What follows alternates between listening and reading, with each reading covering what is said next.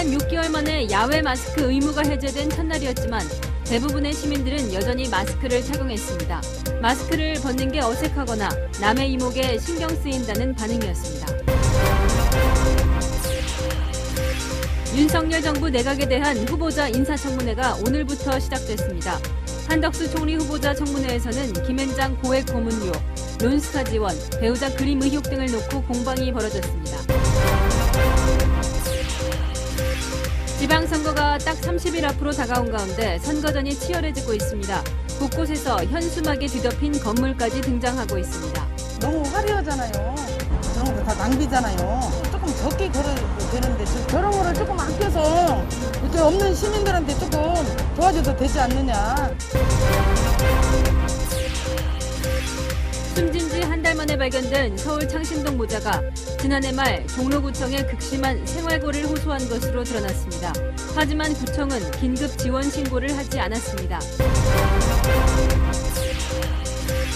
손흥민이 2골을 추가해 올 시즌 19골을 기록했습니다. 차범근이 갖고 있던 유럽리그 한국인 한 시즌 최다골 기록을 36년 만에 넘어섰습니다.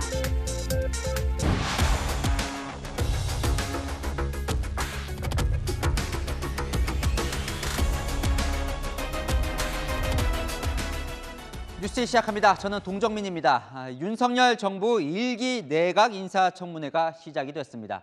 이번 주에 줄줄이 이어지는데요. 오늘 국무총리 후보자와 장관 후보자 5명의 청문회가 동시에 열렸습니다. 정권 교체로 야당이 되는 민주당은 비리의 만물상이라며 검증을 단단히 벼르고 있는데요. 특히 총리 후보자는 국회 동의가 필수라서 다수당인 민주당이 키를 쥐고 있습니다. 새 정부 출범 8일 앞두고 벌어진 청문회 첫날 소식, 김성규 기자가 시작합니다. 더불어민주당은 한덕수 국무총리 후보자가 공직과 대형 로펌으로 가며 전관예우 특혜로 재산을 불렸다며 맹공격했습니다. 김앤장의 얼굴 마담으로 있기 때문에 고액 고문료를 줬다는 생각 안 해보십니까?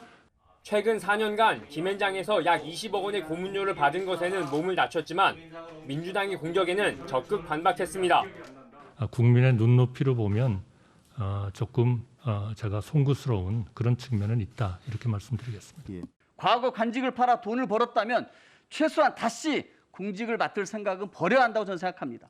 권력과 명예, 돈까지 다 가져야 속이 그렇게 다 후련하시겠습니까? 후배인 공무원들한테 단 한 건도 전화를 하거나 부탁을 한 바가 없기 때문에 이런 전관예우 문제라든지 이해 충돌의 문제가 일어나고 있다는 것은 저는 전혀 인식을 하지 않았습니다. 그런데 배우자의 그림 판매를 두고도 공방을 벌였습니다.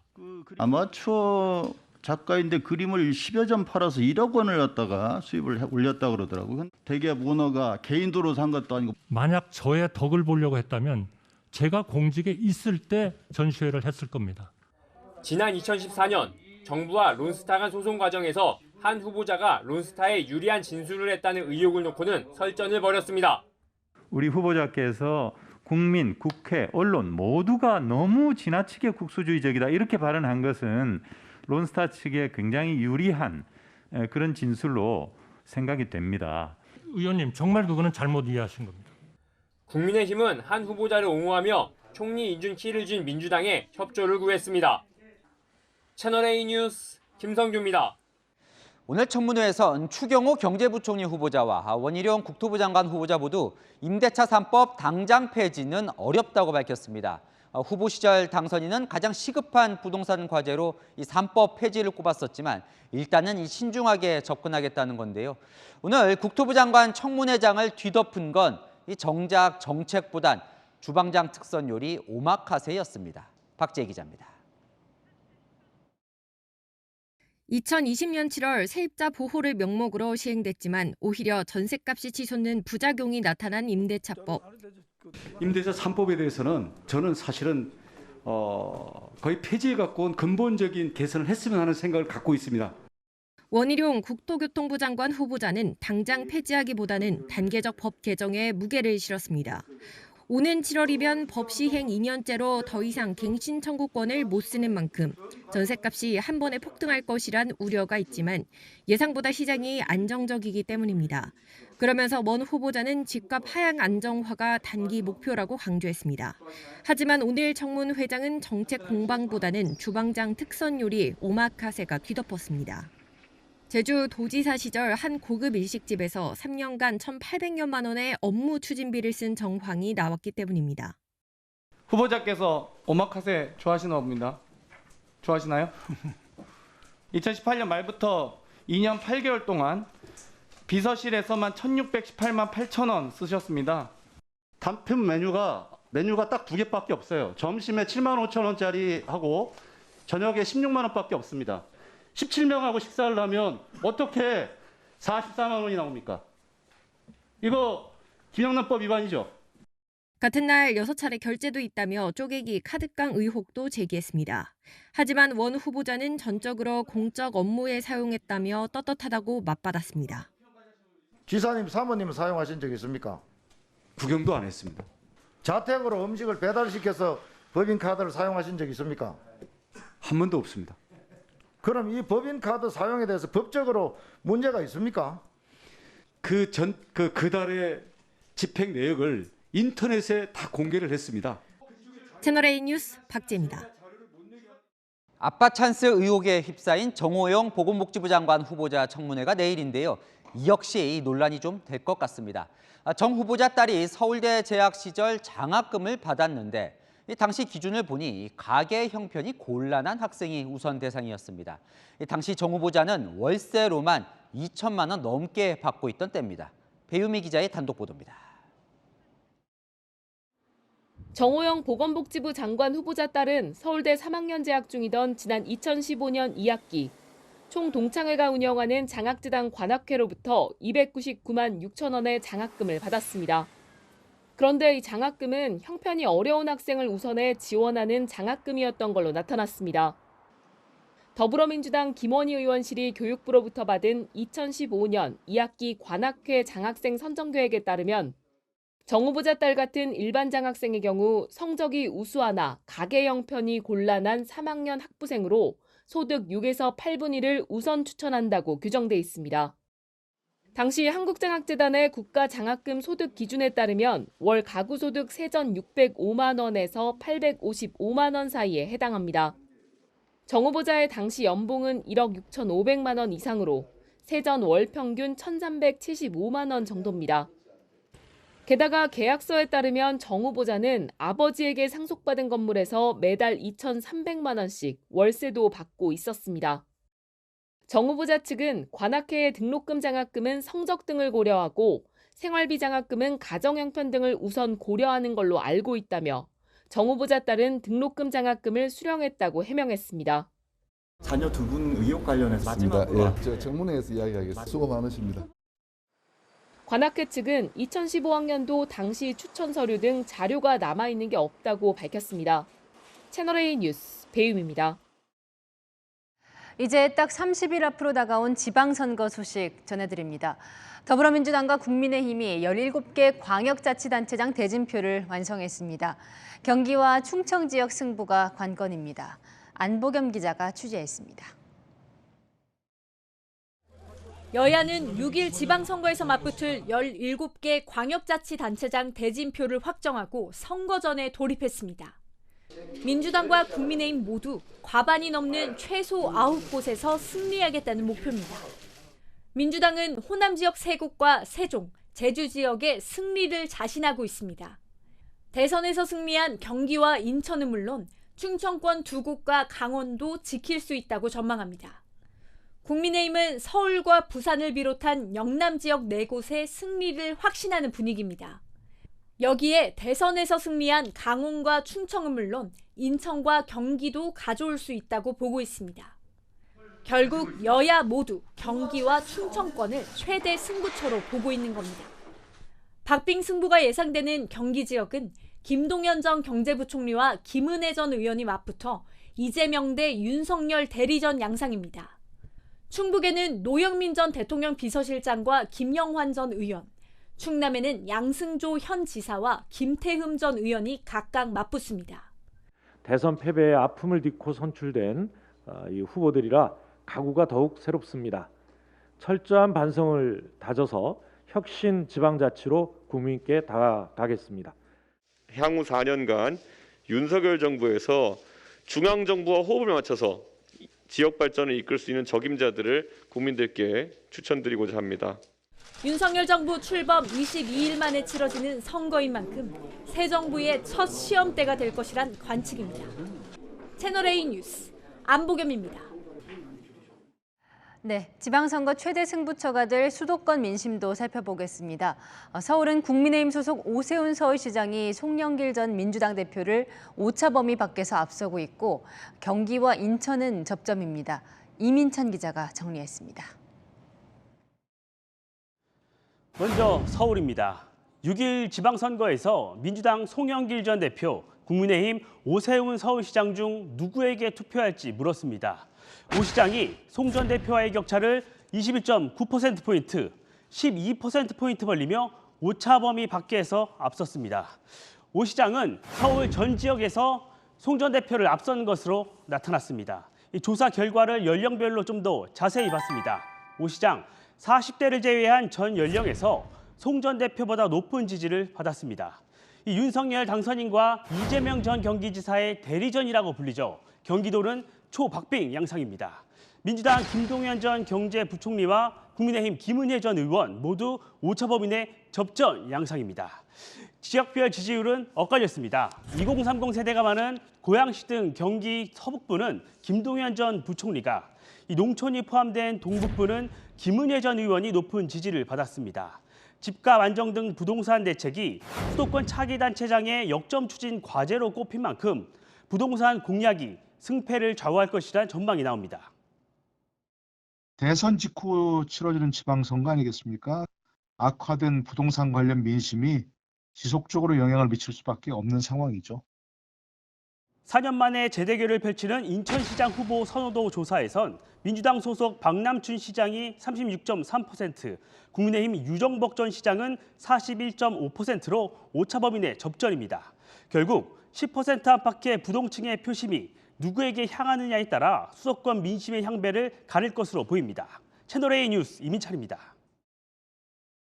윤석열 대통령 당선인은 오늘 하루 경기 지역 4개 도시를 돌며 지방선거에 출마하는 국민의힘 후보들과 동행했습니다. 민주당에서는 선거 개입이라는 비판이 나왔습니다. 조영민 기자입니다. 윤석열 대통령 당선인이 일산을 시작으로 안양, 수원, 용인 등 경기 지역 4개 도시를 차례로 방문했습니다. 일산에서는 수도권 광역 급행철도 GTX 공사 현장을 찾았고, 안양에서는 노후 아파트를 찾아 1기 신도시 재정비 약속을 지키겠다고 강조했습니다. 이 1기 신도시의 종합적인 도시 재정비 문제를 신속하게 추진할 테니까 제가 선거 때 약속드린 거는 반드시 지킵니다. 감사합니다. 윤 당선인 일정에는 당선인 대변인을 지낸 김은혜 국민의힘 경기지사 후보가 동행했습니다. 이게 신도시 주민들이 원하는 게 다 이 리모델링인가? 그건 아니잖아요. 아니에요. 이게 재건축을 하고 싶은데 이 지자체에서 인허가를 내주지 않고. 수원과 용인 일정에는 윤 당선인 선거 캠프 출신으로 해당 지역 기초단체장 후보로 나선 측근 인사들이 함께했습니다. 더불어민주당은 정부 출범은 내팽개치고 팔도 유람을 한다고 비난했습니다. 채통을 지켜야 할 것입니다. 팔도를 유람하면서 지방선거 출마자들과 사진 찍고 밥 먹는데 시간을 허비하고 있습니다. 김동연 민주당 경기지사 후보는 노골적인 선거 개입이라며 대통령이었으면 탄핵감이라고 비판하기도 했습니다. 윤 당선인 측은 민생 행보가 왜 논란이 되냐고 맞받았습니다. 윤석열 대통령에 대한 기대, 국민들의 어떤 기대, 그런 게 겁나는 겁니까? 그동안 영호남과 수도권을 찾은 윤 당선인은 이번 주 강원도를 방문해 전국을 도는 민생 행보를 마무리할 계획입니다. 채널A 뉴스 조민입니다.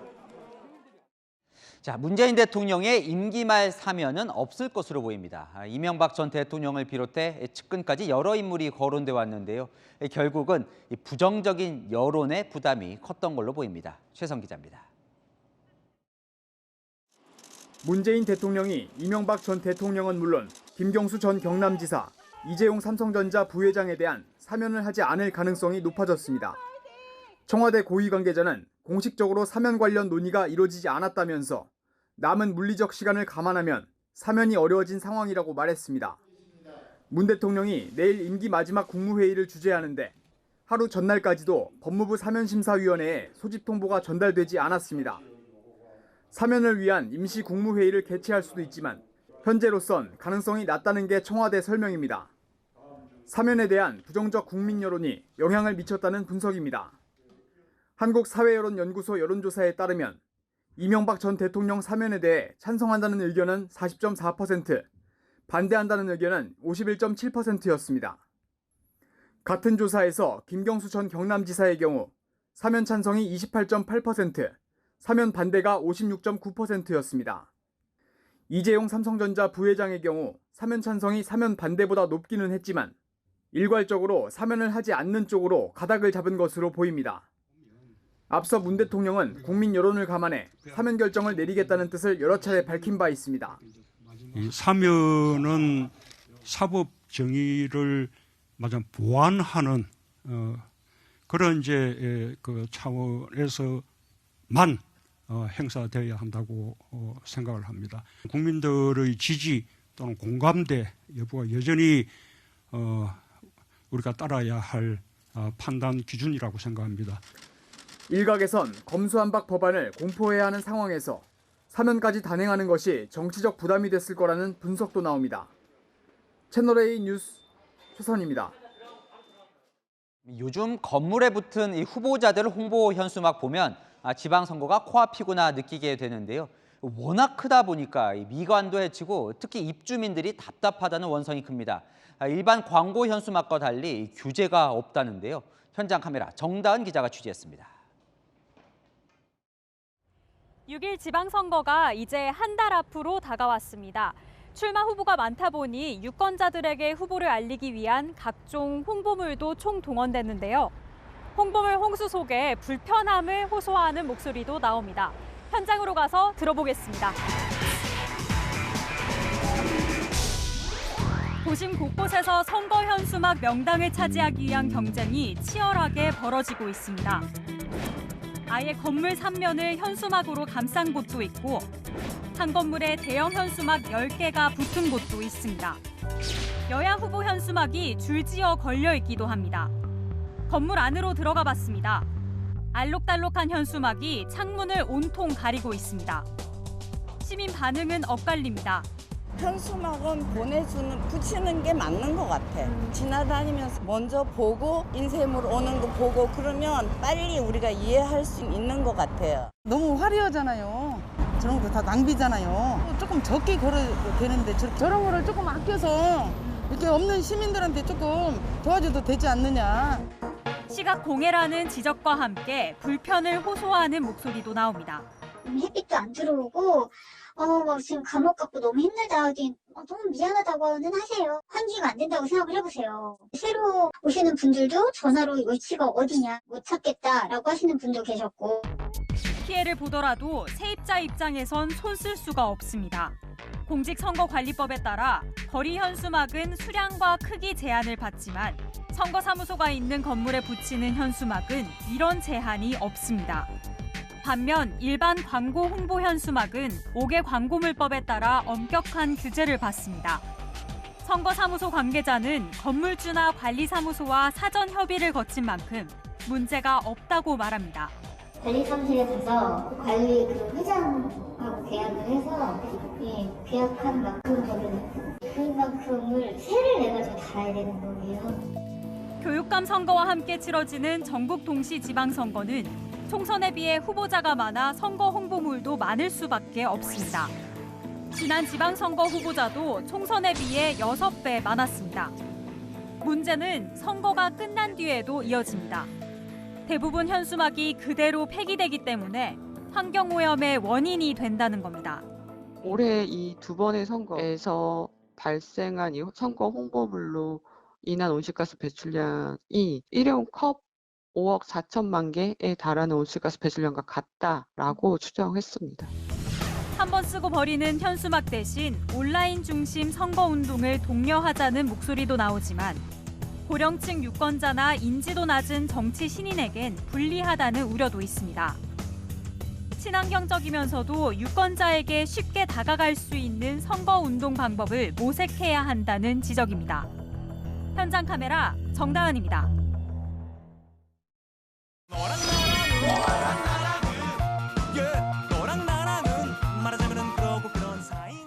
11시 정치부 김민지 기자와 함께합니다. 첫 번째 주제 보겠습니다.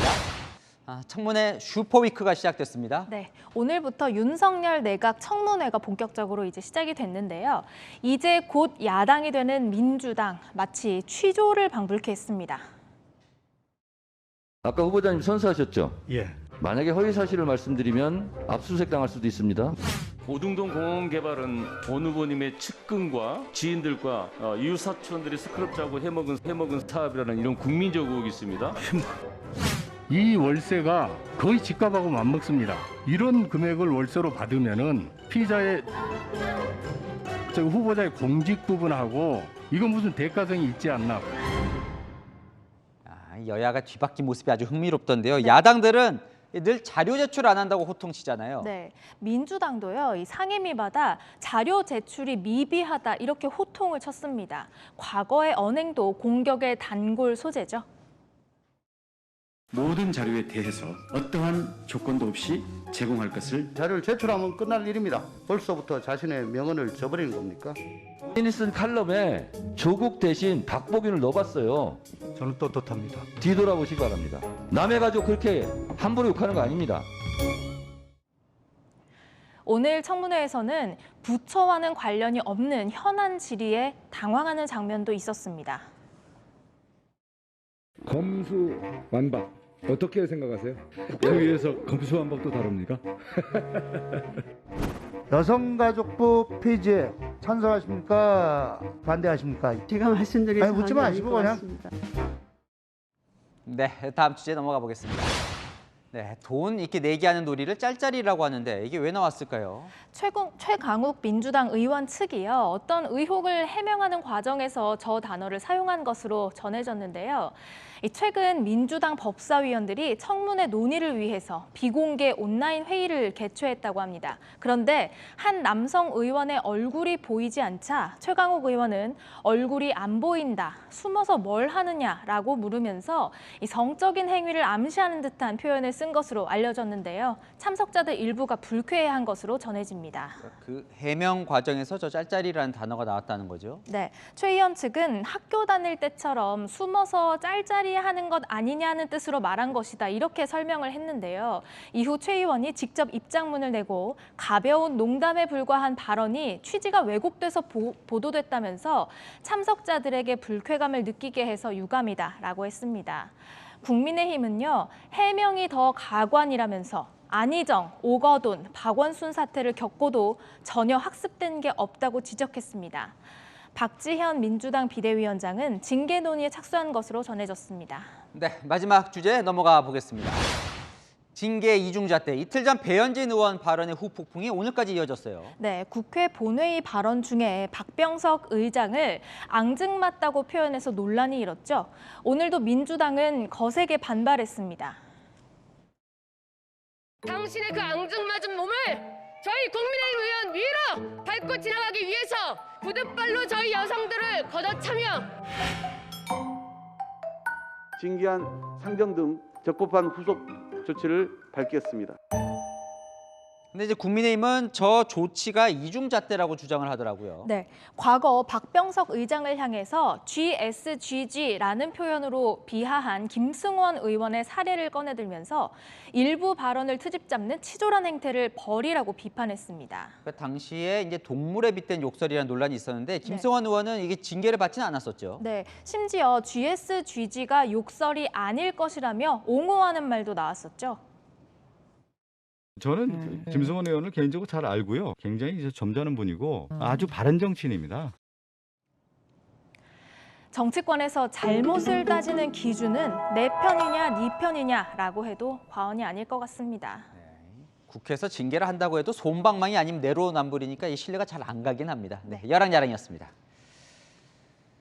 자, 오늘부터 이 거리에서 마스크를 쓰지 않아도 되죠. 오랫동안 바랬던 일인데 출근길에 보니까 대부분 마스크를 쓰고 계시더라고요. 퇴근길은 어떤지 궁금한데요. 현장 취재 기자 연결해 보겠습니다. 이혜주 기자, 여전히 대부분 쓰고 계신 것 같습니다. 네, 제 뒤로 버스 정류장에는 시민들이 줄을 서 있는 모습인데요. 오늘부터 원칙적으론 야외에서 마스크를 벗을 수 있지만 대부분 쓰고 있습니다. 썼다 벗었다 하느니 계속 쓰고 있겠다는 반응이 많았습니다. 남들 다 하고 있는데 혼자서 벗는 것도 좀 이목이 좀 걸리는 것도 있고. 아직 불안합니다. 변이가 발생할 수 있다는 말이 너무 마음이 쓰여서. 취재진이 여의도와 서울역, 광화문 일대 출근길을 지켜봤더니 시민 100명 중 4, 5명 정도만 야외에서 마스크를 벗었습니다. 좀 안 쓰는 거에 대해서 좀 답답한 게 있어요. 숨도 쉬기 힘든데 실외 온도를 벗는다라고 해가지고. 실외인지 실내인지 헷갈리는 카페에선 마스크를 쓴 시민과 쓰지 않은 시민들이 섞여 있기도 했습니다. 공간상 실외인지 실내인지 구분이 좀 애매한 부분이 있고 그러다 보니까 써야 되는지 안 써야 되는지 판단 내리기가 어려운 부분이 있고. 대형 원시인 조형물의 마스크가 벗겨집니다. 대구에서 코로나 집단 감염이 발생한 후 2년 만입니다. 공무원들이 얼굴에 묵은 때를 벗겨내며 야외 마스크 해제 조치를 반깁니다. 대학에도 마스크 없는 봄이 찾아왔습니다. 상쾌하고 좋아요. 그리고 답답했는데 계속 벗고 다닐 수 있으니까 너무 좋고 계속 이렇게 벗었으면 좋겠어요. 시민들은 지금은 어색하지만 언젠가는 마스크를 벗고 자유로운 생활을 꿈꾸고 있습니다. 채널A 뉴스 이혜주입니다. 5월 들어 가장 신나는 건 우리 아이들입니다. 마스크 벗고 운동회도 하고 책상 가림판도 사라졌다는데요. 웃음을 되찾은 학교에 장하얀 기자가 다녀왔습니다. 운동장에 동그랗게 모인 20여 명의 아이들이 커다란 천에 공 튀기기 놀이를 합니다. 친구와 어깨를 맞대고 서 있지만 마스크는 벗었습니다. 장애물을 통과해 전속력으로 이어달리기를 하는 아이들의 맨 얼굴은 어느새 빨갛게 변했습니다. 아직까지는 마스크를 쓴 학생들이 더 많지만 3년 만에 마스크 없이 달릴 수 있는 운동회에 신이 납니다. 마스크를 벗고 하니까 시원해서 좋았어요. 앞으로 친구들이랑 거리두기 안 하고 재밌게 이야기할 수 있는 게 기대돼요. 눈 아래로 얼굴을 보는 게 너무 오랜만이라서요. 일단 좀 많이 설레고요. 벗지 않겠다는 아이들도 상당히 있더라고요. 오늘부터 급식실 칸막이와 교실 내 마스크 착용을 제외한 교육 활동이 정상화됐습니다. 친구들과의 소통을 가로막았던 책상 위 아크릴 가림막도 치워졌습니다. 아직 마스크까지는 어렵더라도 가림판은 제거하기로 하지만 코로나 확산에 대한 불안감이 없는 건 아닙니다. 지금 한참 아이들 얼굴 익히고 또 한글 알아야 될 텐데 밖에서도 체육 시간에는 좀 벗었으면 좋지 않을까. 당부는 하죠. 그래도 조심해라. 아직은. 교육당국은 어렵게 되찾은 학교 일상을 지키기 위해 개인 방역을 철저히 해달라고 당부했습니다. 채널A 뉴스 장하얀입니다. 쓰러져가는 집 한 채에 있다는 이유로 정부 도움도 받지 못하고 숨진 지 한 달 만에 발견된 상신동 모자 사건 그동안 전해드렸습니다. 숨진 아들이 구청에 애타게 도움을 요청했던 기록을 채널A가 입수했습니다. 가스는 끊기고 세탁기는 얼어붙었다는 절절한 내용입니다. 먼저 서주희 기자가 보도합니다. 서울 종로구 창신동에서 80대 어머니와 함께 숨진 채 발견됐던 50대 아들.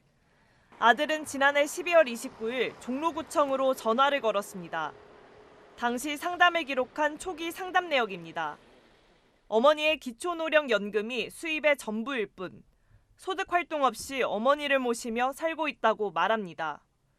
가스가 끊긴 지는 3년 이상 되었고 전기도 끊길 수 있다고도 털어놨습니다. 세탁기가 얼어 있다고 말하며 자신이 처한 상황을 상세히 토로합니다. 구청에 전화를 걸었던 날 서울의 체감 기온은 영하 6도. 서울에선 쌀락눈이 내리기도 했습니다. 가스가 끊겨 난방도 못했던 것으로 추정됩니다. 아들은 구청과의 전화 상담 다음 날 주민센터를 찾아가 기초생활수급 신청을 했습니다. 이때 작성한 지출 실태조사표에도 궁핍함이 그대로 드러납니다. 한 달 동안 식품비로 6만 원을 쓰고 있다고 적었고 소득 내역이나 추가로 지원받는 내역은 공란으로 남겼습니다. 주민들은 모자가 외상으로 쌀을 사 먹었는데 어느 순간 방문이 끊겼다고 기억합니다. 장부 보니까 12월 10일인가 돼 있으니까 끊겼는데 왜 안 오지? 그다음 저도 그 생각을 했었어요. 경찰은 1차 부검 결과 지난 3월쯤 아들이 부정맥으로 먼저 숨졌고 어머니가 뒤이어 심근경색 증상으로 세상을 떠난 걸로 보고 있습니다. 채널A 뉴스 서주입니다. 영하 6도에 가스가 끊겼다고 호소했는데 왜 도움을 받지 못하고 숨져야 했는지 참 답답합니다. 구청이 당시 더 적극적으로 나서지 않았던 이유를 전민영 기자가 취재했습니다. 지난해 12월 이뤄진 아들과의 초기 상담 내역에는 눈에 띄는 4글자 단어가 등장합니다. 바로 횡설수설입니다. 누군가 장난을 쳤다, 기억이 흐릿해졌다는 발언을 횡설수설로 받아들인 겁니다. 그리고는 기초생활수급 상담과 긴급지원을 받을 것을 안내했다고 적었습니다. 관련법에 따르면 공무원은 긴급지원 대상자를 신고해 보호나 지원을 받을 수 있도록 노력해야 한다고 규정돼 있습니다. 신고 뒤 위기 상황이 확인되면 사흘 안에 2인 가구 기준 82만 원이 지급됩니다. 당장의 생계 곤란을 해결할 수 있는 겁니다. 하지만 구청 공무원은 지방자치단체 장에 직접 신고하는 대신 아들에게 안내하는 데 그쳤습니다. 아들이 다음날 방문했던 동주민센터도 긴급 지원은 고려하지 않았습니다. 2번의 지원 기회를 놓친 겁니다. 업무 담당자도 바뀌고 그러다 보니까 그 케이스에 대한 인수인계라든지 이제 그런 부분들이 좀 취약했었다라고 봤습니다. 보건복지부 관계자는 이번 사건에서 담당자 대응이 아쉽다면서도 노력해야 한다는 규정이라 법적 책임을 물을 수는 없다고 말했습니다. 이웃들은 안타까움을 넘어 분통이 터집니다. 진짜 받아야 할 사람은 받지 못하고 저렇게 구독사를 시비 반면을 주는 건 안 되잖아요. 종로구는 이번 사건을 계기로 위기에 처한 가구를 정기적으로 방문하는 지침을 새로 마련하고 있습니다. 채널A 뉴스 전민영입니다.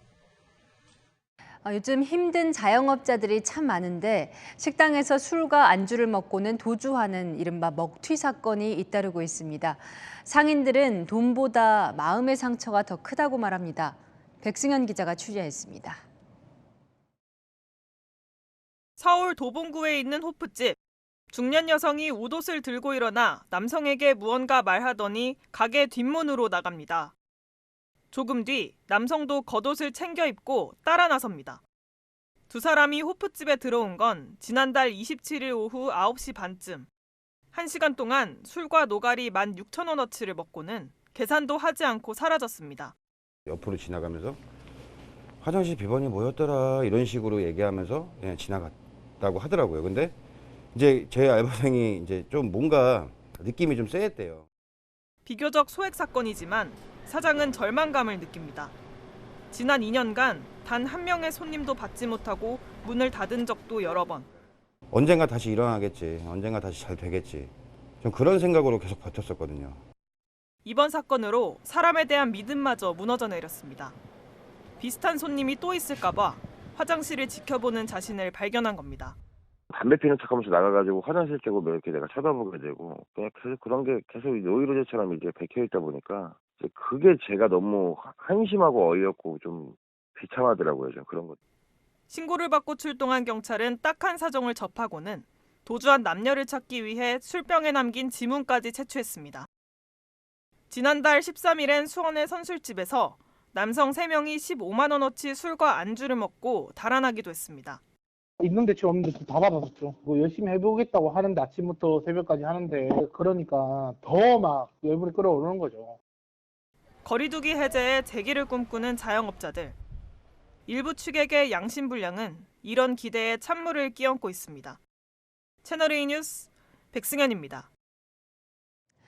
입양을 기다리며 위탁 가정에서 지내던 13개월 아이가 숨졌습니다.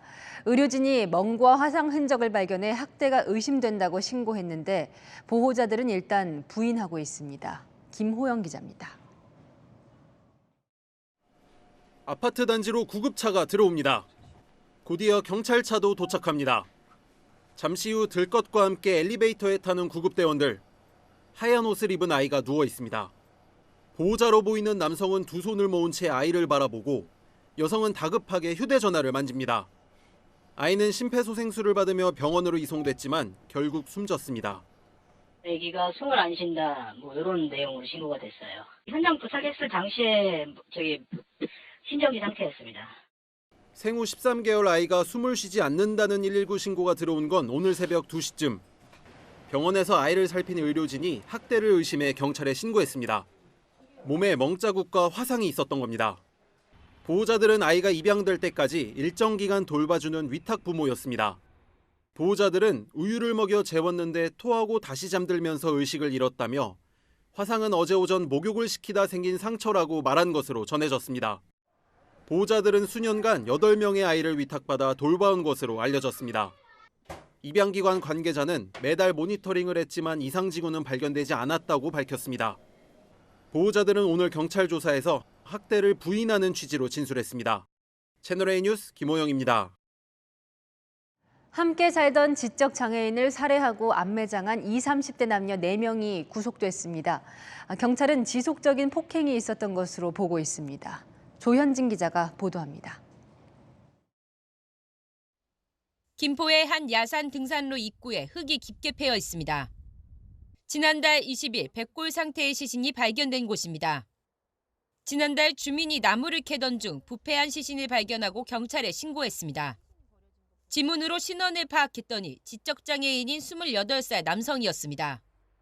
피해자는 지난해 9월부터 12월 사망 시점까지 인천의 한 빌라에서 남녀 4명과 함께 거주했습니다. 2명은 지적장애인이었고 나머지 2명도 지적 수준이 떨어지는 것으로 알려졌습니다. 이들은 지난해 12월 중순쯤 피해자를 폭행해 숨지게 한 뒤 시신을 야산에 유기한 혐의를 받고 있습니다. 피의자들은 거짓말을 해서 때렸다고 진술했으나 범행 시점 등에 대해서는 진술이 일관되지 않은 것으로 알려졌습니다. 경찰은 우발적인 범죄가 아니라 지속적으로 폭행이 가해졌을 것으로 보고 있습니다.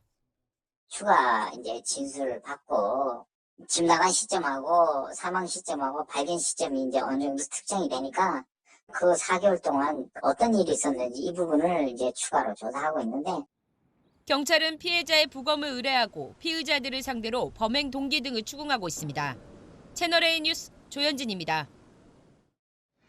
내일 오전 10시 검수완박 운명의 시간입니다.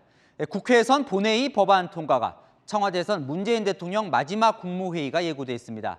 문 대통령은 국회에서 넘어오면 기다렸다가 바로 제가할 계획인데요. 윤석열 당선인 측은 김부겸 국무총리의 마지막 기대를 걸어보는 분위기입니다. 홍지은 기자입니다. 문재인 대통령이 내일 마지막 국무회의를 열어 검수완박 법안을 의결할 것으로 전해졌습니다. 본회의가 열리는 오전 10시에 맞춰 국무회의를 연 뒤 다른 한 건부터 처리하고 법안이 넘어오길 기다리거나 아예 오후로 국무회의를 늦춰 검수완박 법안을 처리할 수도 있습니다. 꼼수 국무회의를 주문했고 문 대통령 역시 동조한다는 전망이 지배적입니다. 기어이 헌정 완박의 길을 걷고 있습니다. 문재인 대통령이 거부권을 행사하지 않고 의결할 것으로 알려지자 윤석열 당선인 측은 김부겸 국무총리의 부석권에 마지막 기대를 거는 분위기입니다. 부석권은 대통령의 권한남용을 막기 위한 장치로 본회의를 통과한 법안이 국무회의에 상정돼 대통령 재가를 받기 전에 국무총리와 관계 국무위원이 서명하는 권한입니다. 김부겸 총리가 부서를 하지 않을 경우 법안은 대통령 재가와 공포 단계를 넘지 못하고 폐기됩니다. 윤 당선인 측 관계자는 위헌성과 절차적 문제가 있는 상황에서 총리가 합리적 선택을 해주길 바란다고 말했습니다. 하지만 문 대통령이 거부권을 행사하지 않는 상황에서 김 총리가 제동을 걸 가능성은 희박하다는 관측이 나옵니다. 채널A 뉴스 홍지은입니다. 국회와 정부 통과를 앞둔 검수완박, 이제 헌법재판소의 시계가 돌아가기 시작했습니다.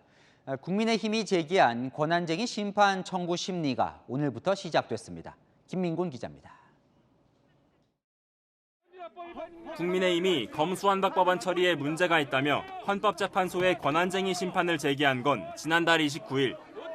권한쟁의 심판은 국가기관끼리 권한의 유무와 범위를 두고 다툼이 생길 때 헌재의 판단을 구하는 절차입니다. 헌재는 유남석 소장이 해외 출장에서 복귀한 오늘부터 본격적인 심리에 들어갔습니다. 귀국해서 권한쟁의 심판 청구된 것은 살펴보셨나요? 위헌 심판은 재판관 9명 중 6명이 찬성해야 하지만 권한쟁의 심판은 과반의 찬성만 있어도 청구가 받아들여집니다. 국민의힘은 법안 의결의 효력을 정지해달란 가처분 신청도 제기했는데 헌재는 권한쟁의 심판과 함께 들여다볼 것으로 보입니다. 헌재 판단을 놓고 학계의 전망은 엇갈립니다. 헌법상으로 검사가 수사권을 가지고 있는데 하위의 국가공권력, 다시 말해서 법률이 그 권한을 완전히 박탈하는 내용으로 일단 법이 효력을 발생한 이후에는 그 법을 바꿀 수 있는 것은 결국 국회밖에 없다라는 게 제 생각이고요. 대검찰청은 박범계 법무부 장관에게 문재인 대통령이 거부권을 행사하도록 요청해달라고 공식 건의했습니다.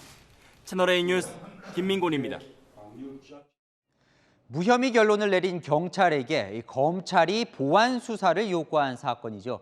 성남FC 후원금 의혹과 관련해서 경찰이 성남시청을 압수수색했습니다. 민주당은 이재명 망신주기라며 반발했습니다. 신선미 기자입니다. 경기 분당경찰서는 수사관 22명을 투입해 성남시청을 압수수색했습니다. 대상은 정책기획과와 도시계획과, 체육진흥과, 정보통신과, 건축과 등 5개 부서입니다. 이재명 전 경기지사의 성남시 자택은 압수수색 대상에 포함되지 않은 것으로 알려졌습니다. 사건의 발단이 된 건 프로축구단 성남FC가 두산 네이버 등으로부터 받은 160억 원의 후원금입니다. 이 전 지사는 후원 기업들로부터 건축 인허가나 용도 변경 등 각종 특혜를 제공했다는 의혹에 대해 전면 부인한 바 있습니다. 이거 경찰에서 3년 6개월 동안 국민의힘이 고발해가지고 몇 차례 수사한 겁니다. 그래서 그 자금 추적 다 했어요. 경찰은 3년 3개월 동안 수사를 진행했지만 지난해 9월 증거불충분 등을 이유로 이 전 지사를 무혐의 처리했습니다. 이에 바른미래당은 경찰 처분에 이의를 제기했고 이 사건을 송치받은 검찰은 지난 2월 경찰에 보완 수사 요구를 지시했습니다. 이에 대해 더불어민주당은 정치적 고발로 시작된 전형적인 음해 사건이라며 이재명 망신주기라고 검찰과 경찰을 비판했습니다. 채널A 뉴스 신선미입니다. 세계 유력 인사들이 인해 장벽을 자처하며 우크라이나로 향하고 있습니다. 러시아는 핵무기 시뮬레이션을 공개했습니다. 김재혁 기자입니다. 미국 정계의 유리천장을 깨고 첫 여성 하원 의장 기록을 세운 낸시 펠로시 의장이 우크라이나의 수도 키이우에 나타났습니다. 우크라이나에 대한 미국의 지속적인 지지 의사를 밝히기 위해서입니다. That we are on a frontier of freedom and that your fight is a fight for everyone. And so our commitment is to be there for you until the fight is done. 비슷한 시각, 우크라이나 서부 르비우에는 할리우드 배우 안젤리나 졸리가 깜짝 방문해 피난민들을 격려했습니다. 방문 도중 공습 경보가 울려 대피하는 모습도 영상으로 전해지면서 외부의 전쟁의 공포를 알리기도 했습니다. 졸리 측은 전쟁 피해를 직접 보고 민간인을 돕기 위해 방문했다고 전했습니다. 세계 유력 인사들이 현지를 방문해 러시아에 맞선 인의 장벽을 자처하고 있는 겁니다. 반면 러시아는 국영방송을 통해 유럽 주요 도시를 핵무기로 공격하는 시뮬레이션 영상을 공개했습니다. От Калининграда до Берлина 106 секунд, от Калининграда до Парижа 200 секунд. Вас интересует Лондон 202 секунд. 우크라이나 함락을 이뤄내지 못한 푸틴 러시아 대통령이 핵카드를 내세워 서방 국가들을 위협하고 있습니다. 채널A 뉴스 김재혁입니다. 미국 워싱턴에서는 코로나로 중단됐던 백악관 기자단 만찬이 3년 만에 다시 열렸습니다. 바이든 대통령 부부 등 유력 인사 2,600여 명이 노마스카로 참석했습니다. 김윤수 기자입니다.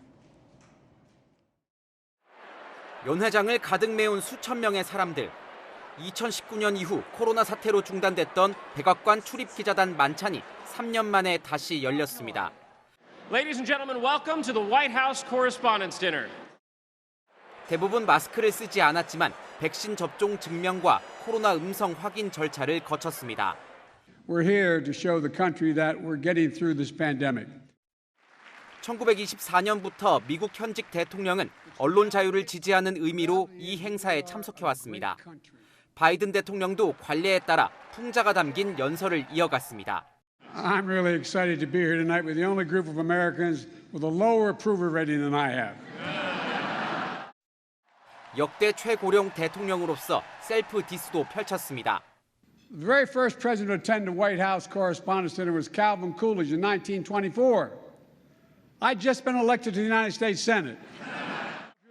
기자들과 껄끄러워 임기 내내 불참했던 트럼프 전 대통령은 역병에 비유했습니다. This is the first time the president attended this dinner in 6 years.